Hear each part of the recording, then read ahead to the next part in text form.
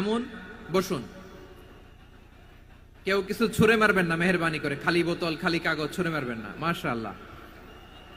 তাহলে 10টা বৈশিষ্ট্যের প্রথম বৈশিষ্ট্য হচ্ছে আমরা আল্লাহর সামনে সারেন্ডার করব। আল্লাহর আদেশের সামনে আমার কোনো অপশন নাই যে আমি এটা চয়েস করলেও পারি, না করলেও পারি, মানলেও পারি, না মানলেও পারি, এরকম অপশন এখতিয়ার কি আল্লাহ আমাকে দিয়েছে? না। সারেন্ডার। আল্লাহ তুমি যা বলেছো আমান্না, আমান্না, আতা'না, আমান্না, আসলামনা। আল্লাহ মেনে নিলাম, শুনলাম, পালন করলাম। এটাই হচ্ছে মুসলিমের বৈশিষ্ট্য। আমার প্রিয় ময়মনসিংহের আলাইহিস সালামের মতো, ইউসুফ আলাইহিস সালামের মতো আল্লাহর আদেশের সামনে আত্মসমর্পণ করেছে। আল্লাহর সামনে নিজেকে সঁপে দিলেই সম্মান, আল্লাহর সামনে আত্মসমর্পণ করলেই ইজ্জত। ইসলামকে রেখে দিয়ে অন্য কোথাও ইজ্জত খুঁজলে আমাদেরকে বেইজ্জতি করে ছাড়বেন কে?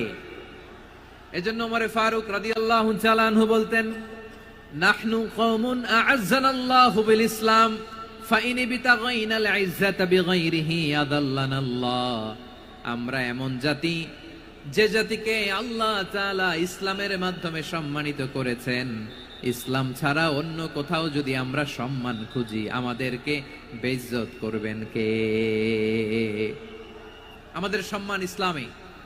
ইসলাম সময়ের অপরিহার্য বাস্তবতা, অপরিহার্য বাস্তবতা। স্যামুয়েল হান্টিংটন একটা বই লিখে গোটা বিশ্ব কাঁপিয়েছেন, দ্য ক্ল্যাশেস অফ সিভিলাইজেশন, সভ্যতার সংঘাত। এই পৃথিবীতে অনেক সভ্যতার উত্থান হয়েছে, পতন হয়েছে। প্রিয় ময়মনসিংহবাসী, আমার কথা শুনতেছেন? হ্যাঁ, শুনতেছেন? দেখি আওয়াজ করে পড়েন তো, লিল্লাহে তাকবীর। সবাই পড়েননি? এত লক্ষ মানুষ তাকবীর দিলে এই আওয়াজ হয়? আমি বিশ্বাস করি না। সবাই পড়েন নাই। সবাই গলা ছেড়ে দিয়ে আওয়াজ করে পড়ুন তো, লিল্লাহে তাকবীর, লিল্লাহে তাকবীর, লিল্লাহে তাকবীর। দ্য ক্ল্যাশেস অফ সিভিলাইজেশন, সভ্যতার সংঘাত। স্যামুয়েল হান্টিংটন একটা বই লিখে গোটা বিশ্ব কাঁপিয়েছেন।